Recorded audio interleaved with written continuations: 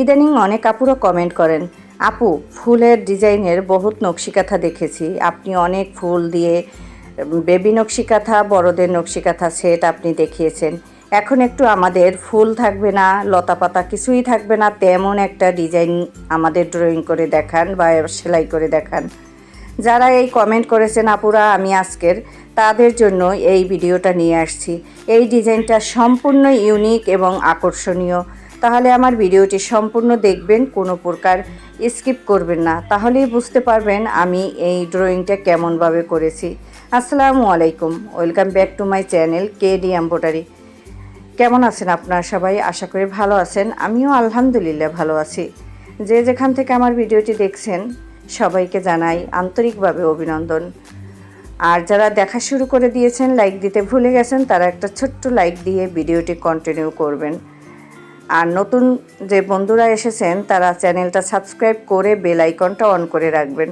যখন আমি video upload দেব বা লাইভে আসব, নোটিফিকেশন অন হয়ে যাবে, আপনারা আপনাদের সময় মতো দেখে নিতে পারবেন।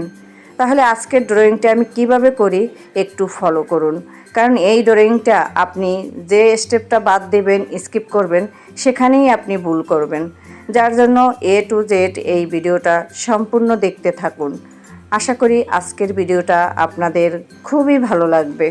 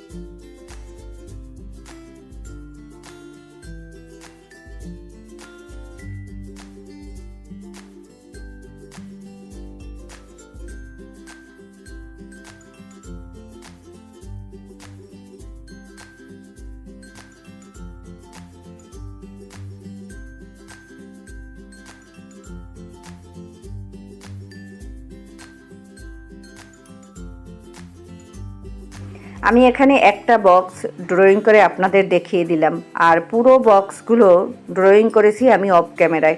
দেখুন তো, এভাবে একটা নকশিকাঁথার সেট আপনার বাসায় থাকলে কেমন মনে হবে? খুবই গর্জিয়াস মনে হয়, তাই না? সিম্পল অথচ গর্জিয়াস, এমন একটা নকশিকাঁথার ডিজাইন সবারই কিন্তু পছন্দ। আমারও ভীষণ পছন্দ, আপনাদেরও অবশ্যই পছন্দ হবে। তাই আপনারা এরকম একটা ডিজাইন তৈরি করে নিজ হাতে নিজে ব্যবহার করতে পারেন, তাহলে কিন্তু খুবই ভালো লাগবে।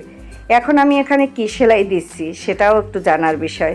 এখানে আমি ব্যাক স্টিচ দিচ্ছি। এই ব্যাক স্টিচটা একটু চোখে পড়বে এবং সবার জন্য সহজ, তাই কাঁথা স্টিচ দিয়েও অন্যান্য সেলাই দেখিয়েছি, এটা আমি ব্যাক স্টিচ দিচ্ছি এবং দেখতেও কিন্তু ভালো লাগে। কি বলেন, চোখে একটু লাগতেছে না? আর এখানে আমি পেস্ট কালারের সুতাটা ব্যবহার করেছি সাদা কাপড়ের উপর। সামনাসামনি আরও অনেক ভালো লাগে, হয়তো বা ক্যামেরার সামনে একটু কম বেশি বা খারাপ লাগতেই পারে, কিন্তু আপনারা করে দেখবেন বা আপনার কাপড়ের উপর সুতাটা ম্যাচিং করে আপনার যেটা ভালো লাগে, যে সুতা পছন্দ হয় সেই সুতাটা আপনি দিয়ে এরকম একটা সুন্দর এলিগেন্ট ডিজাইন নিজের হাতে করে নিতে পারেন।